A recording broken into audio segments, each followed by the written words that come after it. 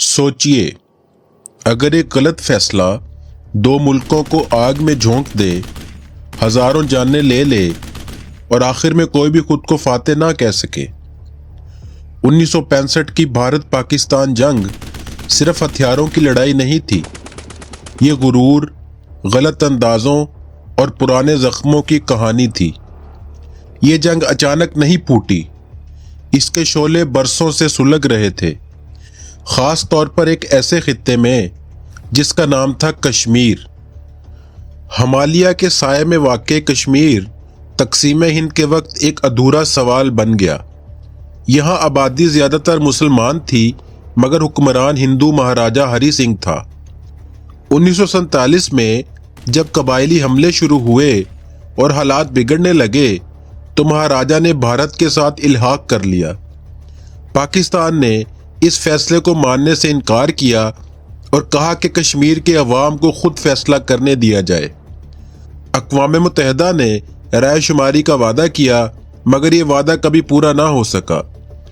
1947-48 की जंग के बाद जंग बंदी हुई और कश्मीर एक लकीर के जरिए दो हिस्सों में बट गया, मगर नफरत बाकी रही।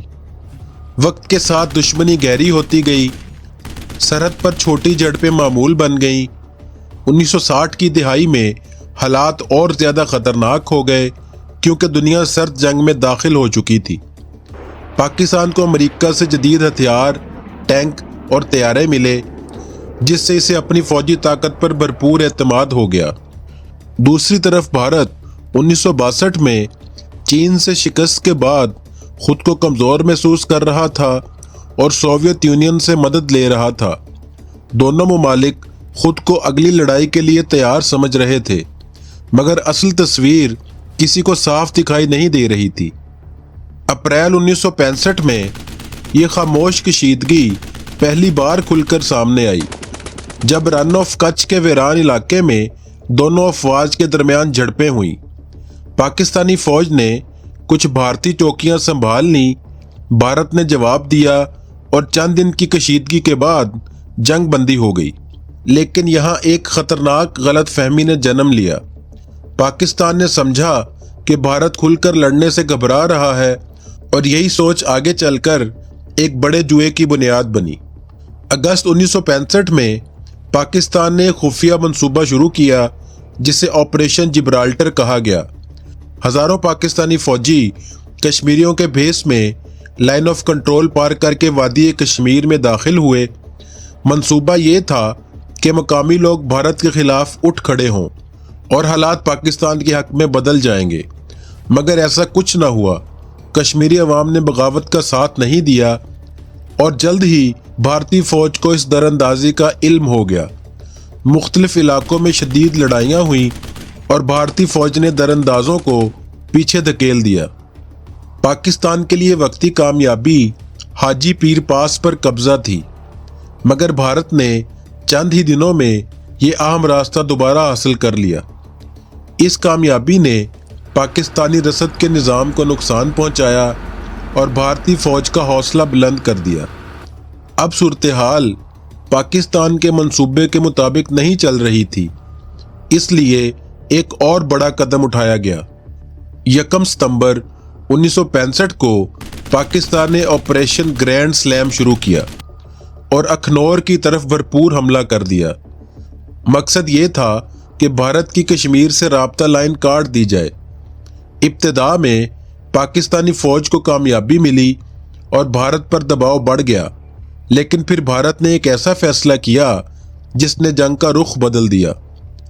6 सितंबर 1965 को भारतीय फौज ने बैनुल अक़वामी सरहद पार करते हुए लाहौर और कसूर के महाज पर हमला कर दिया। अब ये लड़ाई सिर्फ कश्मीर तक महदूद ना रही, बल्कि एक मुकम्मल जंग बन गई। पंजाब के मैदान टैंकों, तोपों और गोलों से गूंज उठे। दूसरी आलमी जंग के बाद ये सबसे बड़ी टैंक लड़ाइयों में से एक थी। खेमकरन और असाल उत्तर में फैसला कुन लम्हे आए। भारतीय फौज ने ज़मीन को ज़ेरे आब करके एक चाल चली, जिससे पाकिस्तानी पैटर्न टैंक दलदल में फंस गए। भारतीय तोपखाने और प्यादा फौज ने भरपूर हमला किया और दर्जनों नहीं बल्कि सैकड़ों टैंक तबाह हो गए। इसीलिए इस इलाके को बाद में पैटर्न टैंकों का कब्रिस्तान कहा जाने लगा।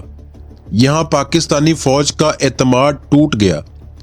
इसी दौरान गैर मामूली बहादुरी की कहानियां भी सामने आई। फिजा में भी ज़बरदस्त मुकाबले हुए। भारतीय गनॉट त्यारे और पाकिस्तानी सैबर त्यारे एक दूसरे के आमने सामने आए। दोनों फिजाई अफवाज को नुकसान उठाना पड़ा, मगर कोई फैसला कुन बर्तरी हासिल ना हो सकी। समंदर में लड़ाई महदूद रही, अगरचे कराची के करीब हालात कशीदा रहे। चंद ही हफ्तों में दोनों ममालिक थक चुके थे, हजारों जानें जा चुकी थीं, असलहा कम हो रहा था और मईशत पर दबाव शदीद था। चीन की तरफ से पाकिस्तान की हिमायत में दी जाने वाली धमकियों ने दुनिया को तशवीश में डाल दिया। आखिरकार अक़वाम मुत्तहिदा ने मुदाखलत की और 22 सितंबर 1965 को फौरी जंग बंदी का ऐलान कर दिया। जंग तो रुक गई, मगर नतीजा बराबर रहा। जनवरी 1966 में सोवियत यूनियन की सालसी में ताशकंद मुआहदा हुआ, जहां दोनों ममालिक ने जंग से पहले की पोजीशन पर वापस जाने और अमन की बात की। लेकिन इसके बाद एक अफसोसनाक वाक़या पेश आया, जब भारतीय वज़ीर आज़म लाल बहादुर शास्त्री इसी रात दिल का दौरा पड़ने से इंतकाल कर गए।